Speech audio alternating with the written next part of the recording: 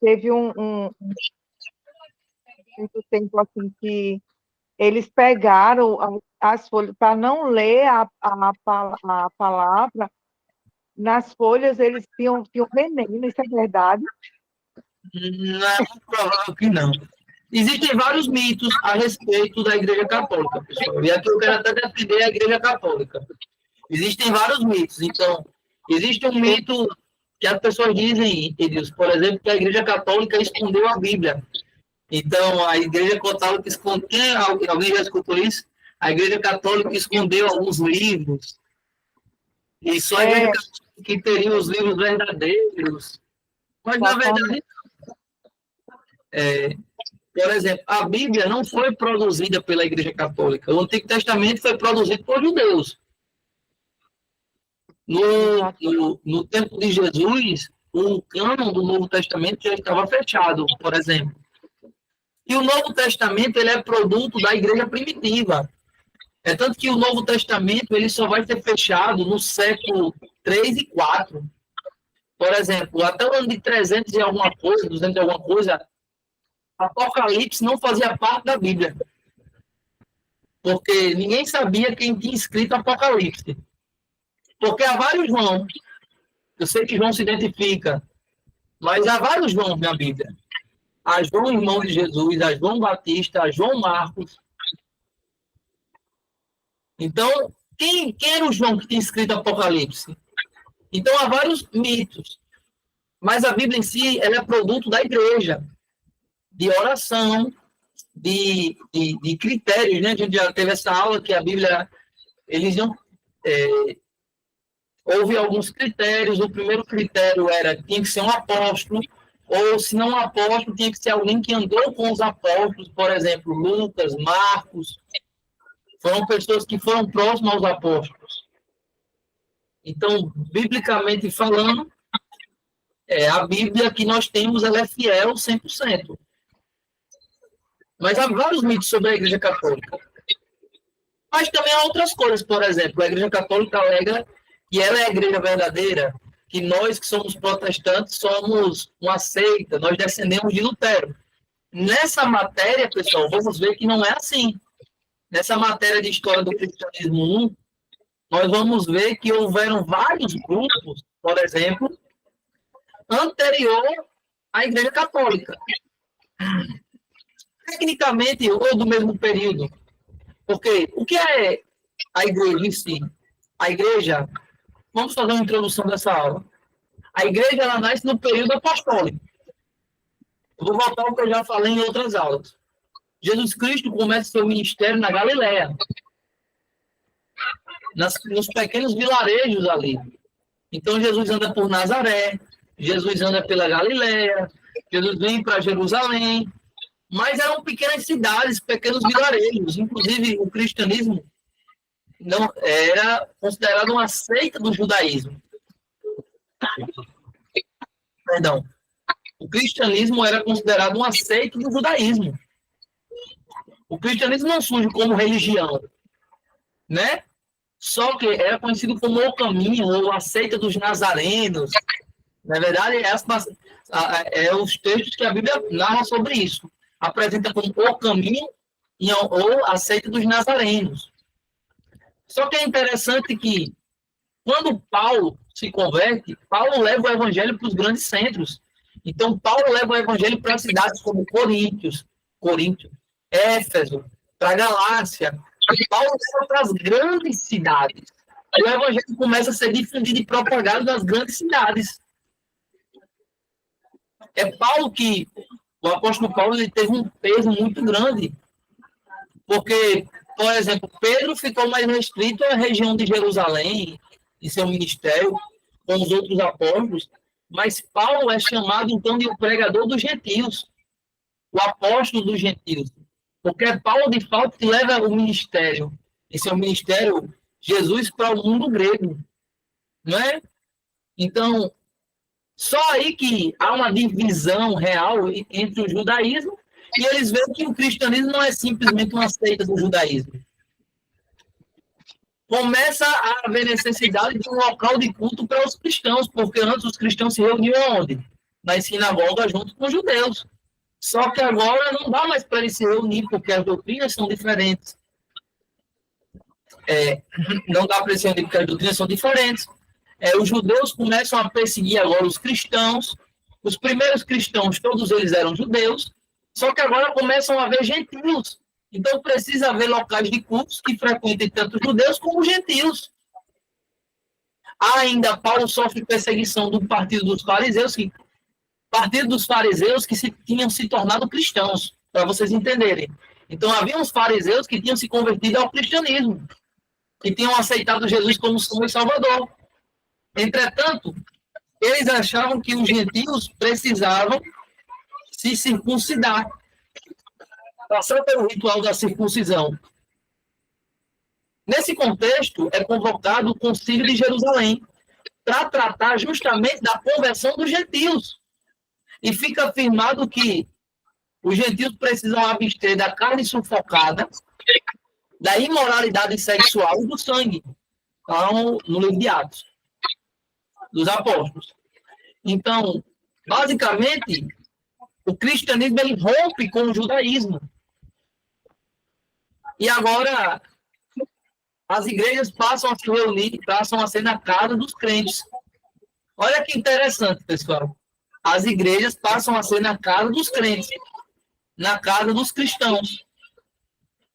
E é interessante que o Império Romano começa a perseguir os cristãos. O Império Romano começa a perseguir, de fato, todos os cristãos. Algumas perseguições locais e algumas perseguições por todo o Império. E a ideia dessa matéria é mostrar essas perseguições, mostrar os primeiros grupos de cristãos, mostrar que, de fato, o cristianismo primitivo sofreu bastante. Não foi algo tão simples, né? É totalmente diferente do cristianismo hoje em dia. O cristianismo primitivo ele sofreu muito nas mãos do Império Romano. A Igreja Católica, como conhecemos, só vai surgir lá depois do quarto século, com o Imperador Constantino. Então, eu queria também salientar que nós, como evangélicos, nós ascendemos a sola fide, sola gratia, sola deo gloria e sola escritura, são as escrituras, né? Mas também nós cremos na tradição. Que tradição? A tradição de Roma? Não. Mas a tradição de 2000 anos de igreja. Então, nós tivemos o período apostólico, nós tivemos o período dos pais da igreja, que foram discipulados pelos apóstolos, muitas das vezes. E esses pais da igreja, por exemplo, nós vamos aprender muito sobre eles. Eles foram muito importantes. Porque eles que firmaram as doutrinas do cristianismo, eles que debateram contra os hereges, eles que rejeitaram a heresia. Então, nós temos nomes famosos. Então, vamos ver esses períodos durante essa matéria. A igreja evangélica, a igreja cristã, ela se baseia na Bíblia e na tradição. Só que a Bíblia é superior à tradição. É diferente da Igreja Católica, que se baseia primeiro na tradição e depois na Bíblia. A Igreja Católica ela faz um caminho inverso. Então, a Igreja Católica coloca a tradição acima da Bíblia. A Igreja Católica coloca o Papa acima das Escrituras e a tradição e depois das Escrituras. Nós, como Igreja Evangélica, colocamos a Bíblia como a fonte suprema de todo conhecimento e depois a tradição. Nós respeitamos a tradição. Agora, nunca a tradição ela vai estar superior à Bíblia. Entenderam, pessoal? Então, precisamos conhecer a história do cristianismo. Precisamos entender o início do cristianismo, as perseguições que o cristianismo enfrentou, os concílios ecumênicos, os concílios da igreja, o que a igreja decidiu ao longo desses anos, as heresias que a igreja enfrentou, a gente entender a igreja de hoje. Amém? Então, assim, eu enviei a apostila para vocês. Eu queria que, se possível, alguém pudesse ler. a importância do estudo da história.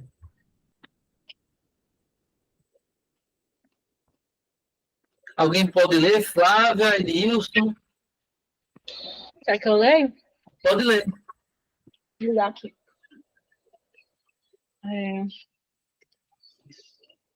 Este assunto é esse, né? A importância do estudo da história, e especialmente a eclesiástica. Este assunto serve de ajuda para fazer um novo amanhã, sem repetir os mesmos erros do passado, mas aprendendo também com os acertos. Verificar porque as nossas denominações creem e praticam o que fazem. É através da história que os costumes e doutrinas tomaram formas. Conhecer mais profundamente o corpo de Cristo e seu desenvolvimento. E entender por que algumas igrejas crescem mais e outras menos.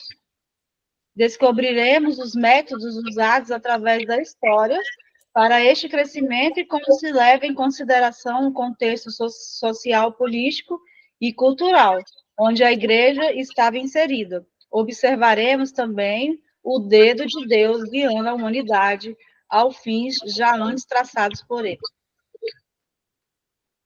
Pronto, então vemos que há uma importância de estudar a história do cristianismo.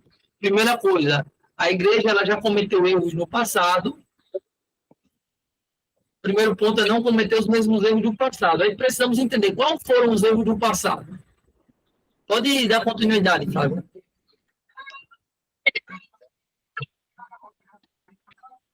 Deixa eu abrir aqui. O que é a história da igreja? A palavra história é da palavra grega história, que é derivada do verbo grego história. Assim que fala? Essa palavra foi usada pelos gregos da Ática? É isso? E significava originalmente aprender pela pesquisa ou investigação. Paulo usou o termo em Gálatas, capítulo 1, versículo 18, para descrever o seu encontro com Pedro em Jerusalém. Isso leva a um terceiro significado de história, como a investigação ou pesquisa para checar e achar dados acerca do passado. História é uma ciência distinta, com um processo de pesquisa.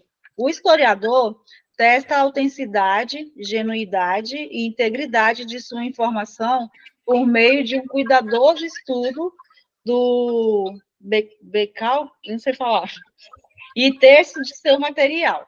Induções válidas podem também ser desenvolvidas à medida de que o estudioso vê padrões, aparecem objetivamente em seu material. O historiador que dessa forma procura resposta para as questões do quem, que e quando e onde, deve então considerar a pergunta pelo significado de seus dados. Os gregos que usaram a palavra históricos como outro termo para história, pensavam na história como o produto da investigação. Isto sugere a interpretação como um quarto significado de história. Ela é reconstrução subjetiva do passado, à luz dos dados colhidos dos pressupostos do historiador e do clima, da opinião do seu tempo, além do elemento da liberdade e da vontade humana. Tal reprodução nunca consegue contar totalmente o passado, porque, uma vez, ela é parcial e sujeita a erros e pressuposições humanas. Um consenso acerca do passado irá emergir, porém, à medida que um historiador examina o trabalho de outro. Estudantes em sala de aula geralmente estudam este tipo de história. Embora a verdade absoluta acerca do passado possa ser objeto de frustração para o historiador, ele irá, conforme seus dados permitirem, apresentar a verdade acerca do passado de um modo objetivo e imparcial. Desta discussão, o estudante deverá ficar de que a história pode ser um evento ou acontecimento, pesquisa ou processo e produto, ou interpretação. A história como evento é absoluta, ocorrendo somente uma vez no tempo e espaço. Mas a história, como informação, pesquisa e interpretação, é relativa e sujeita a mudança. A história pode ser definida como um relato interpretado do passado humano socialmente importante, baseado em dados organizados e reunidos pelo método científico, a partir de fontes arqueológicas, literárias ou vivas.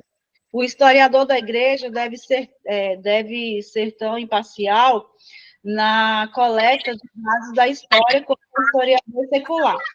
Muito embora reconheça que ninguém pode ser neutro diante dos dados, uma vez que cada um tratará do material com uma estrutura própria de interpretação. Amém. Veja só. Então, com base em tudo isso que Flávia leu, sabemos que um historiador da igreja, ele precisa ser imparcial, precisa coletar dados, precisa entender os fatores para poder chegar numa conclusão. Logo, nós precisamos conhecer o cristianismo. Eu gostaria de resumir dessa maneira. A importância de estudar a história da igreja, como a igreja surgiu, como começou esse movimento, não é verdade? O que é a igreja? Eu adiantei um pouquinho aqui, na página de número 2 ou 3, tem aqui a letra C. E eu vai falar assim, os 3 povos que contribuíram para a aparição de Cristo. Então, nós temos, por exemplo, os romanos, que contribuíram com a política.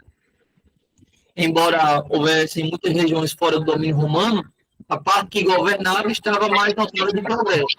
Então, o Império Romano abrangia tanto o sul da Europa, passava ali pela Inglaterra, o Egito, o norte da África, a Ásia, partes do Mediterrâneo, Mesopotâmia. Roma dominava tudo, praticamente. Então, durante o período de Cristo, o Império Romano ele governava todas essas regiões. Então, havia uma unidade política, porque todo o governo tinha sido derrubado, para abranger um poder único, que era justamente o poder romano. Então, Roma destronou reis, tornou reis vassalos, tudo em ideia do império. Por exemplo, no Novo Testamento nós temos ali a figura de Herodes, né? Mas Herodes, por exemplo, é um rei vassalo de Roma. Então, Herodes é um rei, de fato Herodes é rei, mas o governo é o governo dos romanos. Só que é interessante que diz que Roma gostava tanto de Herodes, porque ele tinha construído um porto lá na região de Cesareia. Cesareia vem de César. Cesareia, que Roma permitiu que, após a morte de Herodes, seus filhos governassem, continuassem governando. Então, Roma divide o poder entre os filhos de Herodes. Então, nós temos lá Herodes Arquelau, Herodes Antipas, esqueci o nome do outro Herodes agora. Mas o reino é dividido de Herodes o Grande e dividido entre seus filhos. Entre os Herodes. Filhos, né? Mas o governo era romano. O império era romano. O rei Herodes era apenas um vassalo de Roma. Isso acontecia em várias regiões pelo mundo. Porque Roma foi avançando, destronando os reis e assumindo poder político em todo o mundo. Então, isso foi enfraquecendo as outras nações, isso foi enriquecendo a cultura romana. Logo, todos os povos estavam debaixo de um sistema jurídico como cidadãos de um só reino. A ideia de unidade garantia a cidadania romana a não-romanos, agrupando homens de raças diferentes numa só organização política. A lei romana antecipou um evangelho que proclamaria a unidade da raça ao anunciar a pena do pecado e o Salvador Cristo, ou seja, a salvação de todos os que queriam integrar-se numa organização universal, porque o governo romano era universal. Isso precederia a Igreja de Jesus Cristo. Então, Roma dominou tudo e todos, né? E é interessante que Roma financiou a construção de estradas. Tem um ditado que diz que todos os caminhos levam até Roma. Porque Roma, os romanos, eles construíram muitas estradas. Eles construíram estradas por todo o mundo. O mundo que eu digo, pessoal, é o mundo romano, né? O mundo do império. Então, eles financiavam mesmo. É até interessante que dizem que algumas estradas de Roma estão de pé até hoje. Estradas construídas há mais de 2.000 anos, até hoje estão de pé. E hoje a gente tem engenheiro, ciência, e a estrada não aguenta um carrinho passar em uma chuva que desaba, né? Mas todas as cidades, todos as cidades, todos os países tinham estradas que levavam até Roma. Disso passou a ter o ditado: todos os caminhos levam até Roma. Jesus, sabendo disso, muito provavelmente ele vai dizer: eu sou o caminho, a verdade e a vida. Uma espécie de antítese. Enquanto Jesus estava dizendo tipo assim, ó, enquanto todos os caminhos levam até Roma, eu sou o caminho, a verdade e a vida, ninguém vai ao Pai a não ser por mim. Tipo assim, enquanto você pode ir para Roma por todos os caminhos, só existe um caminho para chegar até Deus. Uma espécie de antítese aqui, de Jesus Cristo em cima do conhecimento da época, né? Da época que ele viveu conosco. Então, assim, os romanos, eles tinham uma lei que era muito forte, eles tinham as estradas, que era algo que promovia a paz romana. Inclusive, as estradas, elas funcionavam como produto da Pax Romana, a paz romana. Roma levava a paz para todos os povos, porque todos eles estavam debaixo de uma bandeira, debaixo de um só império. Não haviam vários reinos, não haviam várias nações entrando em guerra. Havia Roma tentando dominar outros povos, isso permitia a movimentação livre no Império Romano, o livre comércio, sobre apenas o governo. Sem precisar estar entrando em várias guerras. Pelo contrário, as viagens de intercâmbio comercial tiveram um grande incremento. Isso permitiu a fácil e segura movimentação dos primeiros cristãos na cidade, onde pregar o evangelho. Os historiadores dizem que era muito seguro estar até na estrada romana, porque haviam guardas na estrada romana a cada tantos metros. Então, você andando por uma estrada romana, você estava seguro. Seguro do quê? Seguro dos assaltos, seguro dos ladrões. Era muito bom. E Roma, de certa forma, ela trouxe paz. Então, essas estradas de concreto chegavam aos pontos mais distantes do Império, sempre ligando uma cidade à outra. E aí nós temos a figura da Palestina, que era a ideia da Palestina era um importante cruzamento que ligava os continentes da Ásia, da África, com a Europa por via terrestre. Então, Israel ali é uma região estratégica para os romanos. Logo, o exército romano usava os habitantes da província no próprio exército. Então, onde o Império chegava, havia ali pagãos que agora fazem parte do Império Romano. Para não entrar em choque com o Império Romano, esses pagãos passavam a lutar dentro do Império Romano. Eram os provinciados. E Roma, de certa forma, ela conseguiu levar paz, ela conseguiu levar tecnologia, né, para a época. Ela conseguiu empregar muitos jovens no seu exército e ela conseguiu promover a cultura. Então, o Império Romano ele trouxe coisas boas. O direito romano, que até hoje é estudado pelos estudantes nas faculdades de direito, é o direito romano. Tudo tem suas bases em Roma. Só que as conquistas romanas também tiveram coisas ruins. Levaram os povos dominados à falta de fé nos seus deuses locais, porque esses deuses não eram capazes de proteger eles dos romanos. Muitas pessoas se convertiam aos deuses romanos. Havia também a ideia do culto de mistério. Então, teve coisas boas e teve coisas ruins. Temos também os gregos, que contribuíram com a cultura, com os filósofos, a filosofia grega, a cultura grega. Até hoje, né, a filosofia, nós falamos nas faculdades de Aristóteles, Heráclito, Platão. Até hoje se estuda a filosofia. Esqueci agora o nome deles. Tem um grupo de filósofos. Mas a filosofia grega, a língua grega, a cultura grega, que já estudamos o helenismo. Então, por um lado, os romanos foram muito importantes porque promoveram tudo isso. Os gregos também foram importantes pela língua, pela cultura, pelo conhecimento, que puderam promover, e, inclusive, o Novo Testamento, todo ele é escrito em grego. E, por último, temos o judaísmo, né? O povo judeu. E o judaísmo é interessante que ele já ensinava o caminho para um Deus único. O judaísmo já ensinava o caminho para um só Deus. Enquanto, por exemplo, os romanos, eles tinham o panteão romano, que era praticamente a mesma coisa do panteão grego, às vezes o mesmo Deus com nomes diferentes. Então, na Grécia você tinha Zeus, em Roma você tinha Júpiter, né? Os judeus, por outro lado, eles tinham apenas um Deus, eles serviam a um único Deus.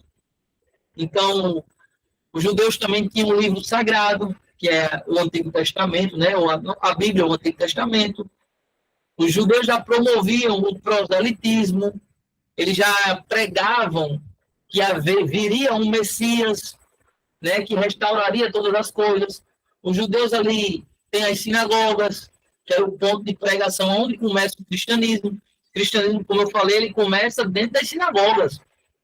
O cristianismo começa como uma seita do judaísmo. Só depois que nós vamos ter o afastamento devido a vários fatores. Mas os apóstolos, por exemplo, todos eles eram judeus. Jesus era judeu. Então, esses três povos são importantes para o início do cristianismo. Nós temos o grego, os gregos com sua cultura, com seu helenismo. Nós temos os romanos com suas conquistas, com a paz mundial que eles levavam, a Pax Romana, com as estradas romanas, com a unificação, né, do império. E nós temos os judeus com o sistema de culto, a Bíblia Sagrada, as sinagogas, o ensinamento de apenas um Deus. O cristianismo ele nasce nesse contexto, a ideia entre judeus, cristãos e romanos. Isso é muito forte no Novo Testamento. Nós temos ali todas essas figuras, judeus, cristãos e romanos, ou romanos, gregos e judeus. Nós temos ali no cristianismo isso tudo muito forte. Esse era o ambiente do Novo Testamento, olha só. Olha que ambiente conturbado. Então, temos a influência no meio ambiente, né? A revelação tanto do Antigo Testamento como do Novo foi dada dentro das realidades concretas da história. Então, historicamente, o cristianismo ele nasce nesse contexto. Então, por exemplo, a revelação assim da religião, eu apertei aqui porque está entrando mais um aluno, pastor Alisson. Então, esse é o contexto, voltando, que o cristianismo nasce entre romanos, gregos e judeus. Aí eu volto a falar agora, só para não perder a fala. Os romanos promoviam a Pax Romana, a construção de estradas, estradas de uma ponta do império à outra, todo mundo podia andar pelas estradas romanas. Aí eu volto a dizer, Jesus, sabendo desse contexto, ele vai dizer, eu sou o caminho, a verdade e a vida. Porque, novamente falando, havia um ditado que, baseado em todas as estradas que Roma tinha construído, havia um ditado que dizia que todos os caminhos levam a Roma. É interessante que acho que é Plínio, um historiador, ele vai dizer que qualquer estrada que você pegasse, se você nunca tivesse ido a Roma, se você andasse pelaquela estrada, você chegava até Roma. Qualquer estrada que você andasse, construída pelos romanos, ela te levava até Roma. Aí veio o ditado, todos os caminhos levam a Roma. Isso por todo o império. Você podia pegar uma estrada na África e chegar em Roma, na Ásia e chegar em Roma, na Europa e chegar em Roma. Porque o Império Romano, ele investiu muito na construção de estradas. Até hoje, lá na Europa, existem essas estradas. De fato, isso era real. E Jesus, sabendo disso, ele vai dizer, eu sou o caminho, a verdade e a vida, ninguém vem ao Pai, a não ser por mim. Isso é uma antítese. Enquanto você pode ir a Roma por vários caminhos, só existe um caminho para chegar até Deus. Nessas estradas eram totalmente seguras, porque haviam guardas nas estradas, você podia dormir na estrada. Nós temos os gregos com a filosofia, com a cultura, com a língua, com o conhecimento. Inclusive, o Novo Testamento é todo escrito em grego, e nós temos judeus que trouxeram a ideia de um único Deus que tanto gregos como romanos não seguiam isso, essa ideia. Todos eles tinham vários e vários deuses. Nós temos a ideia do livro sagrado, que os judeus já tinham no Antigo Testamento. A ideia das sinagogas, lembrando, eu volto a falar, os primeiros cultos cristãos eram dentro das sinagogas. A igreja se reunia nas sinagogas. A igreja começa a se reunir nas sinagogas só depois que a igreja rompe com o judaísmo. Depois que a igreja rompe com o judaísmo, a igreja deixa de se reunir nas sinagogas para se reunir nas casas dos cristãos. Então, as primeiras igrejas foram em casas. As primeiras igrejas não foram em templos hoje, como templos denominacionais. É interessante que uma vez eu estava num culto na casa de um irmão, e se levantou um profeta e disse: Deus não quer igreja em casa. Aí ficou: Deus não quer igreja em casa? Mas como é que Deus não quer igreja em casa se as primeiras igrejas foram justamente nas casas dos cristãos? Tá entendendo? Aí eu... Olha só que resenha. Claro que ele desconhece esse fato. Mas as primeiras igrejas foram em casas. O que vai acontecer? Então, o cristianismo é um produto do judaísmo, da cultura grega e da cultura romana. O cristianismo é um produto disso, dessas culturas, né? Todas as culturas influenciaram ali o movimento neotestamentário. Então, veja só, é até interessante, eu vou abrir um parênteses aqui, para dizer que até o 3º século, todas as igrejas, elas eram em casas, pessoal. Não havia essas denominações como nós temos hoje. Batista, presbiteriana. Não havia essas denominações como hoje. E como é que a igreja se chamava? Vocês vão, pasmem. Igreja Católica. Católica. Porque era a igreja que estava espalhada pelo mundo todo. A igreja estava em Jerusalém, a igreja estava na África, a igreja estava por todo o Império Romano. A igreja estava fora dos limites do Império Romano. Logo, a palavra católica significa universal, a igreja de Cristo universalmente. A igreja estava no mundo todo. E a igreja estava no mundo todo, logo ela é católica. A igreja universal de Cristo estava espalhada por todo o mundo. Então, até o 3º, 4º século, a igreja se reunia em casas, na casa dos cristãos. Por exemplo, na Bíblia nós temos o livro de Filemão. Alguém já leu Filemão? Eu acho que o pastor Alisson já leu Filemão. O senhor já leu Filemão, pastor? Qual é a mensagem do livro de Filemão? Filemão, ele tem um escravo por nome de Onésimo. Filemão é um crente em Cristo e Onésimo é escravo de Filemão. Onésimo foge e Onésimo se encontra com Paulo na cadeia e Paulo ganha Onésimo na cadeia para Jesus, escreve uma carta e envia Onésimo com essa carta de volta para Filemão. E é interessante que Paulo ele vai dizer, a igreja que se reúne na casa de Filemão. A Filemão e a igreja que se reúne em sua casa. Então, quer dizer, a igreja primitiva se reunia onde? Nas casas. Quando é que essa ideia de casa vai mudar? Só depois de Constantino, que vai se converter ao cristianismo, que vamos ver isso lá na frente, e vai institucionalizar a igreja, vai financiar bispos, vai financiar sacerdotes, mas antes disso, a igreja se reunia nas casas dos crentes, nos lares. Então, vamos voltar aqui para o material. Então, havia todo um mundo pagão, pessoal. E o que é interessante é que nesse mundo pagão, a cultura grega, o helenismo, começa a fazer se sentir muito cedo na igreja. Desde o dia de Pentecostes. Os helenistas se convertem, isto é, os gregos. Logo, o grupo torna-se minoria. importante e exigiam atenção especial. Então, muitos cristãos eram gregos. Estevão e Paulo foram grandes líderes da igreja entre os gregos. E Antioquia da Síria era um grande centro. Então, o mundo helênico ele era o mundo dos filósofos gregos. Platão, Aristóteles, Epícoro, Alexandre Magno, conhecido como Alexandre Grande, ele conquistou o mundo, né, no quarto século, no século IV a.C., e também ele tentou implementar o helenismo em todos os países conquistados. Ele começou ali no Egito, ele fundou a cidade de Alexandria, por exemplo, que tinha uma biblioteca que era conhecida como uma das maravilhas do mundo. Na Palestina, esse Alexandre o Grande ele vai implementar 10 cidades, e essas 10 cidades ao redor do Mar da Galileia, eles vão chamar de Decápolis. Então, são cidades gregas na Galileia, Decápolis.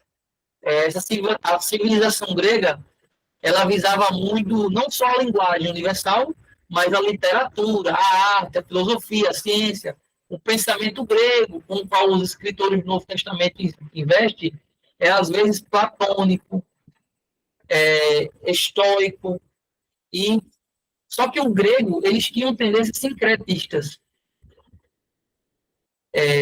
E essas tendências eram assimiladas com mentalidades estranhas. Qual é o produto disso? Esoterismo, agnosticismo, dualismo, metafísico. Para muitos gregos, Jesus era uma espécie de emanação divina. Havia ali um deus de antinomismo. No fim do primeiro século, por exemplo, veio uma perseguição na Ásia Menor, devido ao fato que os cristãos recusavam queimar incenso a César. Surge nesse tempo, por exemplo, um livro chamado O Pastor de Remas, escrito patrístico, que data do segundo século, que procura resolver o que a igreja deve fazer com os lápis, isto é, os que queimaram incenso, mas querem voltar à igreja, por exemplo. Vocês sabem que houveram perseguições, né? É interessante que a igreja romana, ou Roma, ela perseguiu muitos cristãos. E, por exemplo, na cultura romana, em alguns momentos, o imperador ele assumia a figura de Deus. Por exemplo, lá em Apocalipse ele vai dizer: tu que está no trono de Satanás. Existe essa passagem, né? Ele vai falar uma das igrejas, uma das 7 igrejas, que você está onde está o trono de Satanás. Por quê? Porque o imperador estava lá. E havia o culto ao imperador. O imperador romano, ele se tornou um deus, e todo mundo tinha que adorar ele e queimar incenso a ele.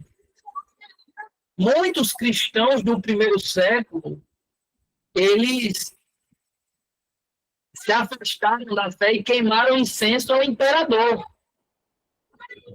E depois eles se arrependeram e quiseram voltar para a igreja. Pessoal, a igreja primitiva era meio severa. Então teve gente dentro da igreja primitiva que disse: não, nós não aceitamos. Porque muitos irmãos da gente morreram na perseguição do imperador. Como é que esses camaradas que apostataram, aí só porque estão vivos, agora que o negócio está tranquilo, eles querem voltar?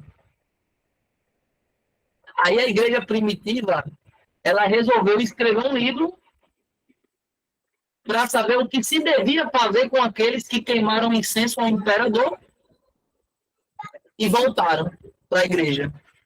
Porque havia dentro da igreja, não, eles não são dignos de estar na igreja. E haviam aqueles que diziam: não, vamos, Deus perdoa, vamos receber. Então eles escrevem O Pastor de Hermas. E é aí que começa também, eles falam sobre catequese, né? Porque até então todos os cristãos eram batizados no momento de conversão. É só nesse período que eles passam a catequizar, a discipular a igreja.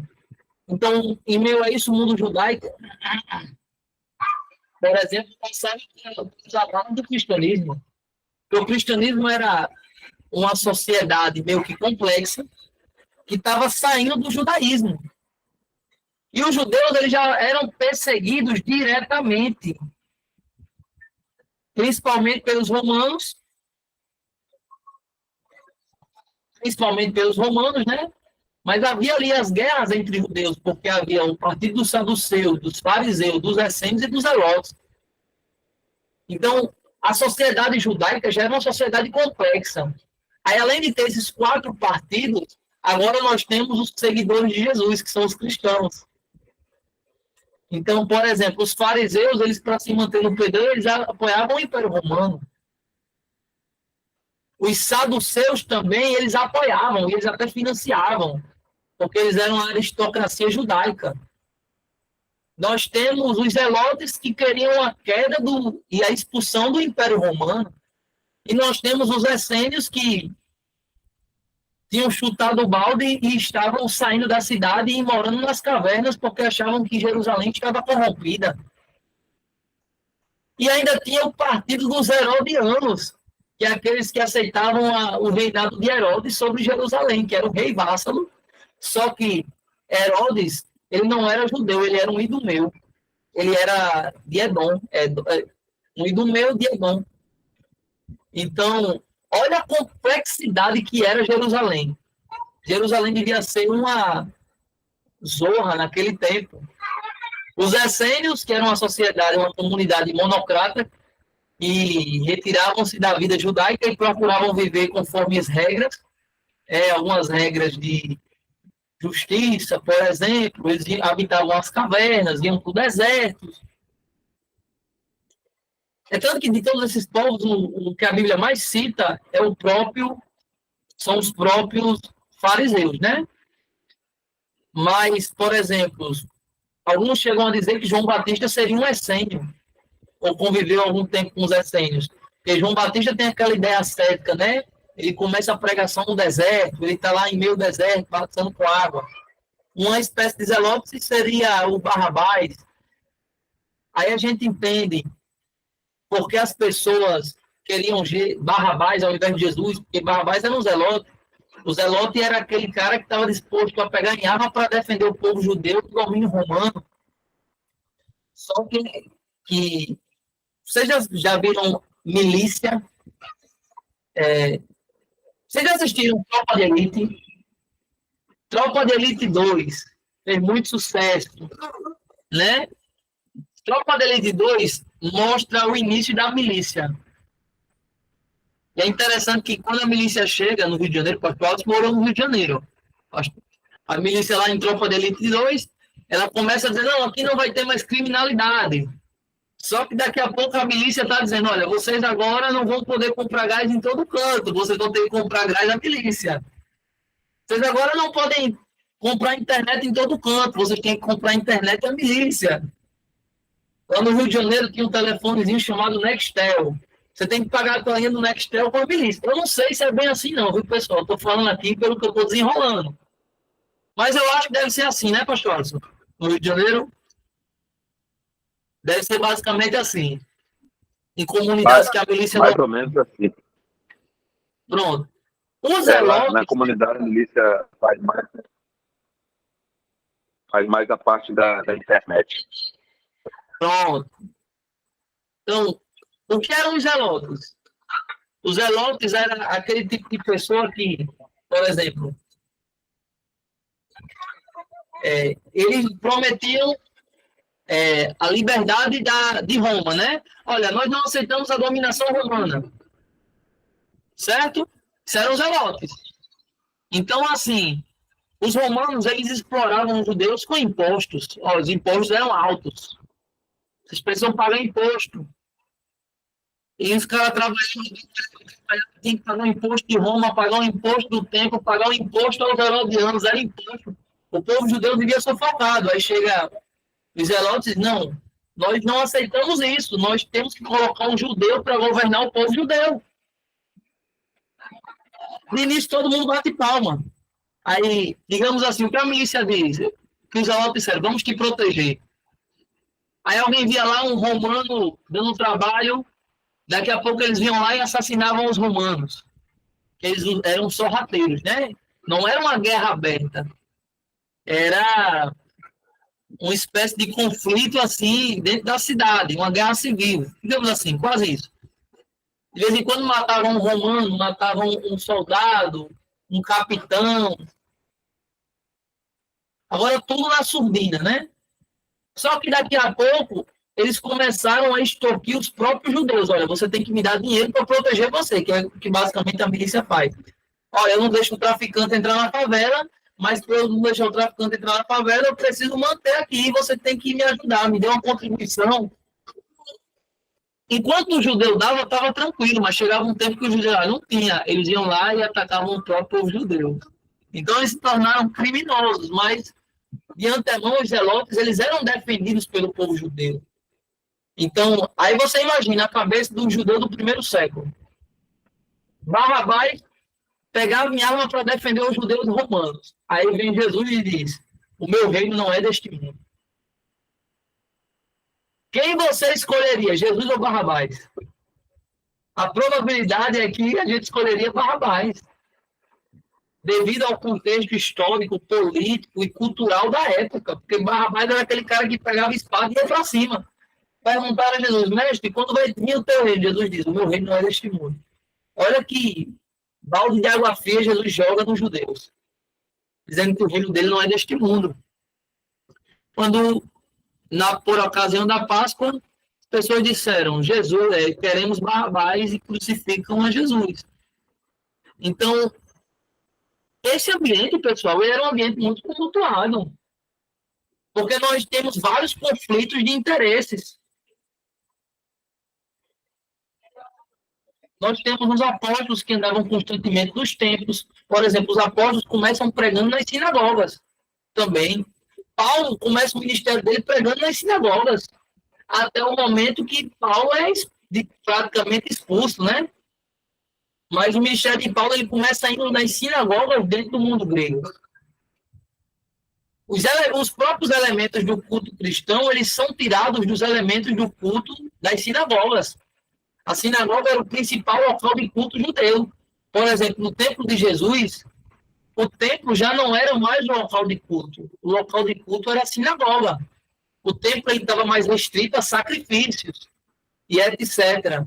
Mas o principal local de culto dos judeus era a sinagoga, que surgiu no período do cativeiro, né, da Babilônia. Então, surgiu na diáspora. Mas até foi trazido para Jerusalém, para Israel, as sinagogas. Então, em geral, a sinagoga ela era o principal local de culto dos judeus e do cristianismo, que nasce como uma seita do judaísmo dentro das sinagogas. Só depois, com o rompimento, por quê? Porque o cristianismo ele cresce muito e passa a ter não-judeus, isso é, gentios, fazendo parte do culto. O cristianismo rompe diretamente com o judaísmo e a casa dos crentes passam a ser as igrejas. O grande exemplo disso é Filemon, a igreja que se reúne na casa de Filemon, né? Mas antes disso, o cristianismo ele começa nas sinagogas. O cristianismo ele começa com os judeus, os apóstolos eram judeus. Então o cristianismo ele tem elementos do Império Romano, ele tem elementos da cultura grega e ele tem elementos judeus. Esses três povos eles foram necessários para o nascimento do cristianismo. É tanto que a palavra do Senhor fala que Jesus veio por uma só vez na plenitude dos tempos. Então houve toda uma preparação para a vinda do Senhor Jesus Cristo, seja ela cultural, política, espiritual, religiosa, não é? Houve toda uma preparação. Então, por exemplo, falando sobre a paz ainda romana, a paz augusta, foi feita a restauração do mar Mediterrâneo, a restauração da República. A população tinha cerca, por exemplo, de 100 milhões de habitantes no Império Romano. Nós tivemos a restauração da República e suas fundações. O ideal de Augusto foi uma tentativa para solucionar os problemas da época, em termos consistentes, com o pensamento e aspirações da antiguidade clássica. Então, tivemos toda uma cultura sendo preparada, tivemos todas leis sendo preparadas, o mundo mediterrâneo foi preparado. Nós tivemos ali em Israel a Cesareia, que era uma cidade romana, por exemplo. Os Césares foram compelidos a manter uma política de paz. Os povos que... Roma, pessoal, em geral, não era violenta. As nações que se dobravam diante de Roma, elas eram recebidas com paz. Então, Roma prezava pela paz. Roma promovia a paz. E Roma ligava todos os povos. E Roma, em geral, não se envolvia nas religiões dos povos. Então, os judeus, eles, por exemplo, eles podiam adorar o Deus deles da maneira como eles queriam. Roma não se metia nisso. A ideia de Roma era unificar o mundo. Por isso que é o império, né? E como é que vai unificar a não ser pela paz? Então, eles fizeram manutenção e extensão de direitos civis individuais. Logo, se tem paz, não existe guerra, eles vão investir em construções, assim nascem as estradas. Nós temos o crescimento do comércio internacional, pessoas de um país podem negociar com outro, podia-se viajar com segurança. Então, o período de dominação do Império Romano foi um período de fato e um período de paz. A República Romana, de certa forma, houve muita paz. A bagunça era meio em Jerusalém, sabe? Por tudo que acontecia. Mas o Império Romano, eu sei que quando a gente faz a leitura bíblica, a gente olha, pastor, o Império Romano era pesado? De fato, sim, porque os impostos eram altos. E ninguém que paga imposto está feliz, né? É até interessante isso. Mas, de fato, o Império Romano foi um império que promoveu a paz. O Império Romano também utilizou muitos trabalhadores, muitos escravos, aqueles que eram vassalos do Império Romano. Então, Roma era dura. E Roma dominou toda a região da Ásia, a Europa, a África, as regiões no Egito, no Campo do Cato, no Tigre.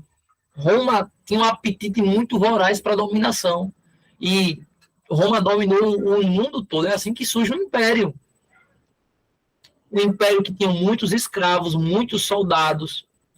O Novo Testamento ele surge em meio a tudo isso, em meio a toda essa confusão. Mas o grande poder político, social e econômico era o poder romano. Tinha a política também do pão e circo. É até interessante isso. Roma promovia pão e circo para as pessoas, promovia festividades para satisfazer os mais pobres. Essa política fazia o povo, entre aspas, as populações mais baixas ficarem felizes ou esquecer as mágoas da vida, porque Roma também dominava com a escravidão muito severa. E a vida dos escravos era totalmente dependente de seus senhores. Havia também muitos mendigos na cidade de Roma.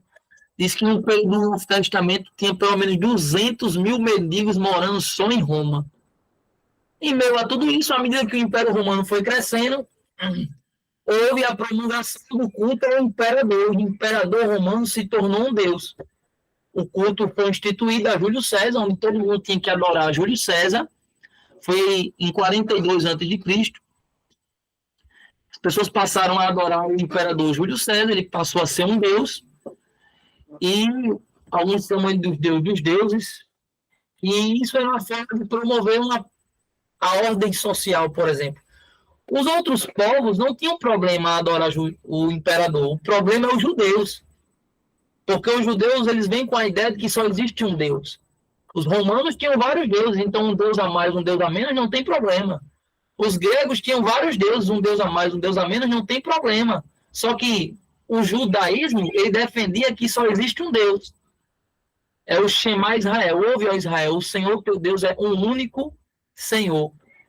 Então, os judeus eles tinham problema para adorar o imperador, para adorar os deuses do Império Romano. E o cristianismo ele nasce nesse meio. Então, o cristianismo vem agora com a ideia também que só existe um Deus. Inclusive, os cristãos no primeiro século eram perseguidos, acusados de ateísmo. Porque os romanos, os gregos, eles não entendiam que a pessoa adorar um Deus só era uma espécie de ateísmo, porque eles entendiam que para tudo havia um Deus. Então havia um Deus na terra, um Deus no sol, um Deus no mar, Poseidon, Deus das águas, Zeus. Aí chegam os cristãos dizendo, não, só existe um Deus. Então os primeiros cristãos foram acusados de ateísmo. Quanto sofreu os primeiros cristãos? Os cristãos, por ocasião da Santa Ceia, também foram acusados de praticar canibalismo, porque se dizia que se a carne e o sangue de Jesus Cristo, né, que os cristãos, eles na Santa Ceia se promovia, os pagãos entendiam que os cristãos sacrificavam crianças para comer a carne e beber o sangue. Então isso começou a circular vários boatos pelo Império Romano. E quando sumia, por exemplo, uma criança, eles culpavam os cristãos. Então os cristãos sempre eram culpados de serem... Os cristãos foram acusados de serem adoradores do demônio, adoradores do diabo. Olha para você ter noção que naquela época já existia fake news. Sim, muitos cristãos foram mortos nos coliseus romanos pelos leões. Os cristãos passaram a habitar, cultuar em cemitério. Os cristãos passaram a cultuar em cavernas para cultuar escondido das pessoas, entendeu? Porque a perseguição contra os cristãos era muito grande. E há vários fatores. É interessante que lá na frente Roma vai se tornar cristã, né? Mas Roma foi o primeiro inimigo do cristianismo, porque foi o primeiro que perseguiu os cristãos. E a igreja primitiva, ela sofria de várias maneiras. Só que, em meio a tudo isso, nós temos a expansão do cristianismo. Então, o cristianismo começa a crescer, Paulo começa a propagar nas grandes cidades, a igreja começa a crescer, cada vez mais surgem mais bispos. Nós temos a igreja primitiva que se interessava de fato em ganhar pessoas para Cristo. A igreja primitiva não contava, a igreja primitiva não ficava assim, hoje tem 10, amanhã tem 20, amanhã tem 30. A igreja primitiva de fato só se interessava em ganhar, não tinha assim uma ideia de vamos contar quantos membros temos. Mas a Bíblia fala que era grandes multidões, né? E a história fala que era grande multidão. Então o cristianismo ele cresceu de maneira muito grande e desorganizada. Então os crentes procuravam não aparecer para não chamar a atenção para si próprios. O historiador Lucas, como cronista da expansão da igreja, ele vai dizer, por exemplo, que a chegada do evangelho em Roma, com a chegada do evangelho em Roma, houve um interesse ilimitado pelo evangelho. E quando Paulo chegou por lá, por exemplo, nós tivemos vários movimentos crescendo. Atos 8:4 fala sobre isso, Atos 11:19.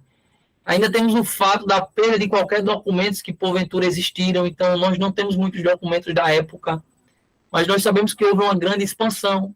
Se pegarmos em Éfeso ali, o cristianismo estava crescendo tanto que as pessoas estavam deixando de adorar e de comprar os deuses de Éfeso, né? Aí nós temos ali a rebelião e o grande grito de grande é a Diana dos Efésios, porque muitos estavam se convertendo ao cristianismo e o Evangelho vai dizer, Atos vai dizer que estava colocando em risco as finanças dos ourives, das pessoas que viviam por fazer ali objetos para a veneração do templo. Quer dizer, Éfeso, pessoal, era uma cidade enorme, era uma das principais cidades da Ásia, a ponto de afetar o comércio no templo. As pessoas estavam se convertendo ao cristianismo. Quer dizer, isso não era uma, duas, isso era talvez milhares de pessoas estavam deixando de frequentar o templo, que os próprios ourives ficaram preocupados, porque eles estavam perdendo dinheiro. Olha para vocês terem noção de como estava sendo o evangelho, como o evangelho estava crescendo, né? A respeito de tudo isso. Então, nós temos ali, por exemplo, se compararmos o início da propagação da mensagem de Cristo em regiões do interior da Palestina, nós agora estamos vendo a expansão do evangelho e o evangelho sendo propagado nas grandes cidades do império, a ponto de o comércio, né, da cidade sofrer abalo financeiro. E o evangelho está sendo propagado de tal maneira que milhares de pessoas, talvez até milhões, estavam se convertendo. Em meio a tudo isso, nós temos Paulo, que foi o grande responsável por essa obra missionária em meio ao Império Romano. Lembrando, pessoal, que a ideia das estradas romanas favoreceu muito os cristãos, porque eles podiam andar livremente pelas estradas do Império, e eles podiam andar com o coração descansado, porque não precisavam se preocupar. Então, por exemplo, nós temos a igreja em Antioquia, que era, de certa forma, bilíngue. Aí nós temos o início de várias comunidades. Nós temos a comunidade síriaca, nós tivemos a comunidade na cidade de Edessa, foi onde expandiu o cristianismo síriaco. Nós temos, por exemplo, constatado em 325 que havia 20 bispos no Concílio de Nicéia que eram dessa região. O Concílio de Nicéia foi em 325. Essa área foi trabalhada pelos apóstolos Paulo e João. Nós temos o cristianismo sendo adotado do terceiro século. Nós tivemos o cristianismo no norte da África. A igreja do Egito era uma igreja forte. Até hoje, lá no Egito, nós temos a igreja cóptica. Tem gente que acha que só existe a igreja evangélica e a igreja católica, né? Mas nós temos a igreja armênia, nós temos a igreja cópita, nós temos a igreja síriaca, nós temos a igreja ortodoxa, que é a igreja do Oriente, por causa do cisma. Mas, para a gente caminhar para o fim, é fato que, durante esse tempo, o cristianismo começou a se expandir por todo o império. E isso foi graças a dois fatores, pelo menos. A língua grega, porque todo mundo falava grego, e as estradas romanas. As estradas romanas, construídas pelos romanos, favoreceram. Porque, além das estradas romanas serem ótimas para as pessoas andarem e promover as rotas diretas, as estradas romanas, elas eram bem vigiadas pelos soldados romanos. Então, as pessoas podiam passar a noite nas estradas, dormir nas estradas.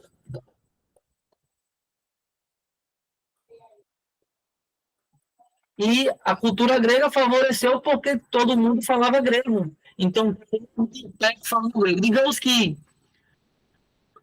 não houvesse as estradas romanas e não houvesse a língua grega.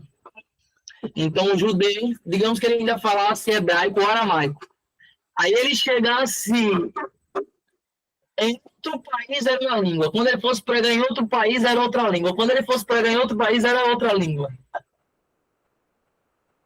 Será que o evangelho teria o mesmo sucesso?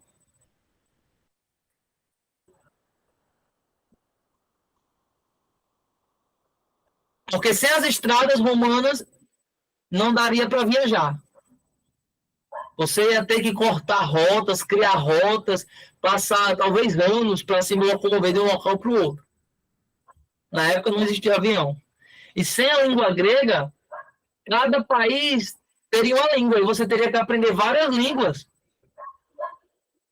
E a gente sabe que para aprender uma língua não é tão fácil assim, né?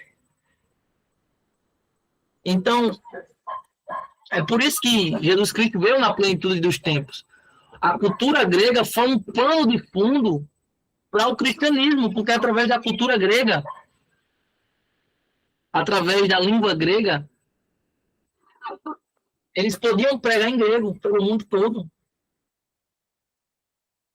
Através da língua grega, a Bíblia foi traduzida para o grego e a Bíblia se tornou algo universal, porque todo mundo falava grego. Então, podia ser lida na África, na Europa, na Ásia, porque o mundo todo falava grego. Não houve de antemão a necessidade de traduzir várias Bíblias em vários idiomas. Então, isso favoreceu o cristianismo. E os judeus ajudaram como? Promovendo um modelo de culto. O culto da igreja cristã, ele é baseado no culto que era promovido nas sinagogas. Oração, louvor, palavra. Aí, abre aspas, pessoal. É por isso que a gente vê algumas igrejas querendo se basear no culto que era feito no templo, né? Só que o Novo Testamento, nós não vemos culto no templo. O templo em Jerusalém, ele se tornou apenas local de sacrifício. O modelo de culto que é seguido pela igreja era o modelo de culto que era implementado na sinagoga. Porque os primeiros cristãos cultuavam na sinagoga. Os primeiros cristãos eram judeus. Só que agora a igreja passa a ter gentios. Os gentios não podem frequentar a sinagoga. E nem o templo. Então houve um rompimento entre cristianismo e judaísmo. E as igrejas migram para a casa dos cristãos. E permanece assim até o quarto século, 300 e alguma coisa. Não havia como hoje a gente faz, eu vou alugar um local, vou fazer igreja. Todas as igrejas eram na casa de alguém. Só quando Constantino assume o poder do Império Romano, ele vai dizer que houve uma disputa de poder, e nessa disputa de poder ele faz uma oração aleatória, ele diz: o Deus que me der vitória, eu servirei a esse Deus. A história diz que ele ouviu uma voz, ouviu uma visão, e viu uma cruz, e diz: sobre esta cruz vencerás, sobre estes signos vencerás, sobre este símbolo ou signo. Ele pinta o escudo dos soldados de cruz e envia os soldados para a batalha. No que ele envia os soldados para a batalha, termina que até sem batalha mesmo, ele assume o poder e ele agora se declara cristão. Como ele se declara cristão agora, ele passa a financiar a construção de igrejas, ele passa a financiar os bispos, que são os pastores, ele passa a financiar os bispos e passa a financiar a construção de igrejas. Agora os bispos vão ter uma ideia de sacerdote, né? Porque Constantino já financiava sacerdotes de outras religiões. Agora ele também vai financiar sacerdotes cristãos, que são os bispos. E aí as igrejas vão das casas para aquela situação mais institucional. Antes disso, as igrejas eram nas casas.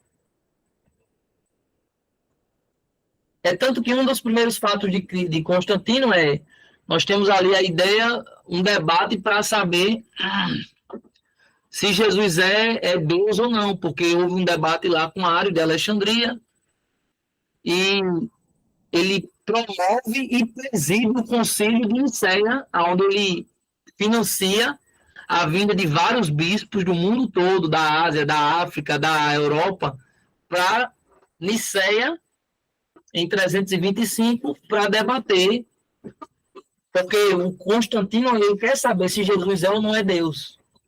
Então, ele financia esse... É assim que a igreja começa a migrar de algo que não era institucional para algo institucional.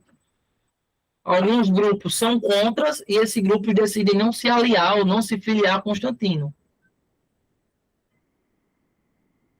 Só que aí nós vamos ter vários desdobramentos sobre esse assunto. Mas esse é o início da igreja, pessoal. Só vocês decorar. A igreja começa no interior, com Jesus Cristo, com os apóstolos. Só vai para as grandes cidades através do apóstolo Paulo. E durante esse período aí, a Pax Romana, é muito importante a Pax Romana, as estradas romanas, os aquedutos romanos, a língua grega, tudo isso é o pano de fundo do evangelho da mensagem da cruz. Sem isso, talvez o evangelho não teria chegado até nós como nós conhecemos hoje. Alguém quer fazer alguma pergunta a respeito disso? Isso é só o início, viu, pessoal? Porque tem grupo para vocês verem. Essa apostila fala todos os grupos, os primeiros grupos cristãos e como surgiu. O bom dela é que nós daremos. Como surgiu a Igreja Católica? De onde é que a igreja se tornou católica? É algo interessante que eu estou esquecendo de narrar. Até 325 nós não tínhamos a figura de um papa, por exemplo. Porque a igreja católica ela alega que ela é a descendência direta de São Pedro, pescador, né? Mas até 325 nós não temos papa. Nós não temos a figura de um papa, de um líder máximo do cristianismo mundial. Nós temos vários bispos espalhados pelo mundo todo. Não existe aqui um bispo presidente. Pelo contrário, o presidente do concílio aqui está sendo Constantino, que acabou de se converter. E, em outras palavras, porque ele está botando dinheiro. Ele está assumindo aqui, de certa forma, a figura, não de presidente da igreja, né? Mas ele está financiando e está presidindo o concílio. Mas a gente está vendo até 325, não tínhamos nenhuma figura de nenhum papa. Nós não estamos vendo papa aqui. Não tem papa aqui.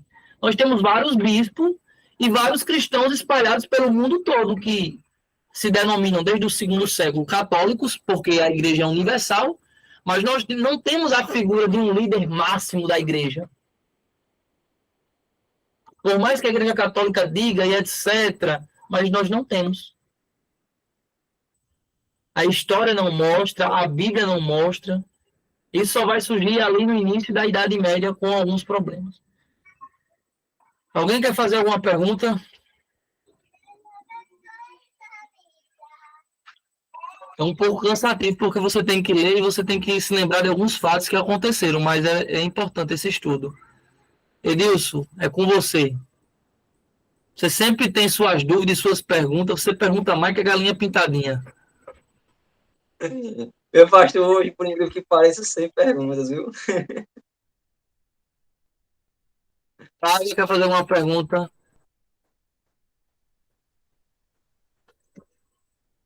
Eu acho que o telefone de Michele descarregou. Flávia? Pastor Alisson? Não, tô tranquilo, pastor. Pronto. Graças a Deus. Então, vocês têm a apostila. Leiam essa matéria, pessoal. Essa leitura, tudo está na apostila. Essa leitura é muito importante. E vocês vão anotando as dúvidas. Eu, por exemplo, parei aqui na página de número 6, né? Próximo a gente vai ver se dá mais uma andadinha. Porque eu precisei fazer a introdução. Mas vocês vão ver aí o avanço do cristianismo no leste, vocês vão ver as primeiras seitas. Porque cada região do mundo teve um tipo de problema. O cristianismo ele sempre enfrentou algum tipo de problema em determinada região do mundo. Vocês vão ver nessa matéria o surgimento do islamismo, vocês vão ter aí o zoroastrismo, vocês vão ver a guerra que o cristianismo enfrentou para ele se tornar o que ele é hoje. Amém, pessoal? Paz do Senhor, boa noite, bom descanso, estudem a apostila, leiam. Está muito rico o material. Eu suei muito essa semana para preparar. Paz do Senhor a todos. Paz. Rapaz. Pastor, Deus abençoe.